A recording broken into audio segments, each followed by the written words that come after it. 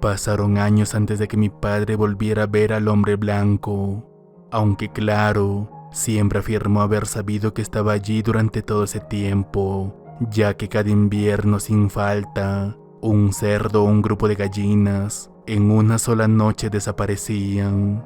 Solo una vez hubo una excepción, cuando un año un niño local desapareció en el bosque y nunca más apareció, y ese año ningún cerdo desapareció de nuestra granja. Fue por el ganado, así como los dientes afilados, que mi padre llegó a la conclusión de que el hombre blanco tenía que comer y que no era vegetariano. El hombre blanco, sin embargo, nunca le dijo que había matado a sus víctimas ni que se las comía, aunque considerando lo que tomaba, mi padre pensó que era bastante obvio que sí. Cuando cumplió 16 años, mi padre volvió a ver al hombre blanco. La edad exacta lo recuerda bien porque fue cuando empezó a conducir. Era tarde en la noche y mi padre conducía a casa. Había comenzado a trabajar en la gasolinera más cercana y a veces no volvía a casa hasta muy tarde. Y vale la pena señalar que mi padre tenía su propio conjunto de habilidades y talentos, como ser un gran trabajador o un excelente cocinero, pero conducir, especialmente en el invierno, no estaba en su lista. Conducir le daba miedo a mi padre. Le aterraba la idea de resbalar o chocar, y solía conducir muy despacio y con mucha precaución. Nunca nos gritó, pero sí se quejaba si hablábamos demasiado o poníamos la radio demasiado alta, por lo que, con eso en mente, lo que voy a contarles no debería sorprenderlos. Chocó, por supuesto. Chocó tratando de detenerse y ayudar a alguien más que se había chocado, pero aún así se chocó.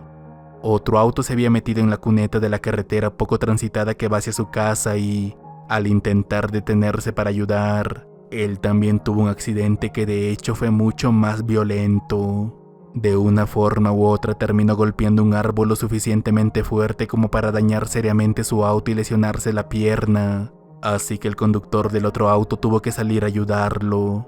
Después de darse cuenta de que no podía caminar de regreso al pueblo con él, decidió volver por su cuenta y buscar ayuda para los dos. Mi padre le dio las gracias y el hombre siguió su camino.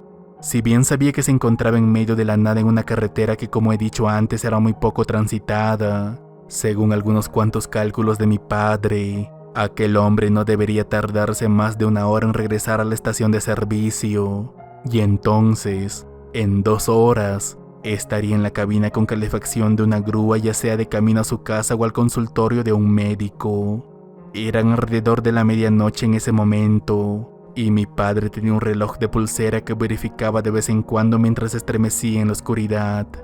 Pronto llegó la 1 de la mañana, luego las 2 de la madrugada, luego las 3 y luego las 4, quedándose dormido y despertando después temblando con el sonido de unos pasos grandes y pesados como los de un hombre. Por alguna razón asumió que el tipo no pudo encontrar ayuda o que la ayuda no pudo encontrar el camino, que aquel hombre aún así había regresado para ayudarlo, o que tal vez aquel hombre simplemente se levantó y se fue y algún otro viajero lo había encontrado. Con eso en mente se levantó lo suficiente para mirar por el espejo retrovisor, y fue entonces cuando no vio a ningún hombre allí a pesar de poder oír bien sus pasos. Según él, se sintió como si estuviera aún en una pesadilla, una en la que comenzó a mirar frenéticamente detrás de él tratando de ver a alguien, pero luego vio una forma larga y blanca salir de entre los árboles marrones y negros y darse cuenta de que era el hombre blanco de nuevo caminando lentamente hacia su auto. Su movimiento era lento y elegante, pero parecía un poco preocupado. Mi padre nunca lo había visto al aire libre, pero allí estaba, moviéndose con cautela como un gato cuando le preocupa que lo vean de noche, hasta que finalmente aquella cosa llegó hasta su coche y se detuvo. Una vez más no hubo palabras de enojo ni ruegos. De hecho, aunque mi padre se encontraba cagando ladrillos, De nuevo se calló y se quedó quieto mientras le empezó a hablar. Esta vez la conversación fue corta y una frase no dicha oyó dentro de su cabeza: no te preocupes, ya está pagado. Con eso el hombre blanco siguió moviéndose hacia un punto para cruzar la carretera y entrar en el bosque del otro lado mientras mi padre miraba. De manera cómica, siempre se aseguró de decirnos que el hombre blanco se detuvo para mirar a ambos lados antes de cruzar, y una vez que aquella cosa se perdió de vista, mi padre comenzó a sollozar y seguir sollozando hasta que un cartero lo encontró 4 horas después. Mi padre se recuperó, aunque acabó teniendo que gastar una pequeña fortuna en la reparación de su auto, mientras que el otro conductor, bueno, un poco menos afortunado, simplemente nunca más volvió a aparecer. Se fue en busca de ayuda, pero nunca regresó a la ciudad, y aunque de hecho se abrió una investigación, toda pista que tenían se esfumó rápidamente. Ahora bien, esta última historia es probablemente la última que recuerdo con claridad.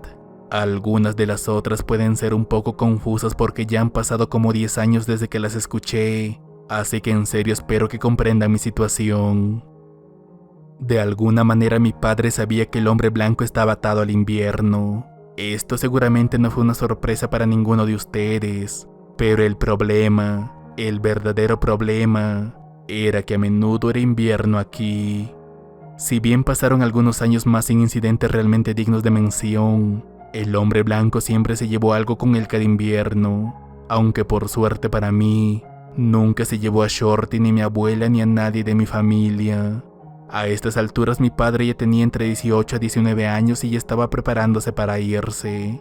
Su familia era pobre y aunque no lo hubieran sido, mi abuelo no creía en la universidad, por lo que con sus hijos, ahora hombres, les dio una opción: convertirse en granjeros, clérigos, leñadores u obreros, o irse y nunca más volver. Philly entonces decidió que ambos se unirían al ejército y saldrían de allí. Vietnam había terminado recientemente, y bromeaba diciendo que pensaba que los enviarían a un lugar cálido que nunca había conocido la nieve.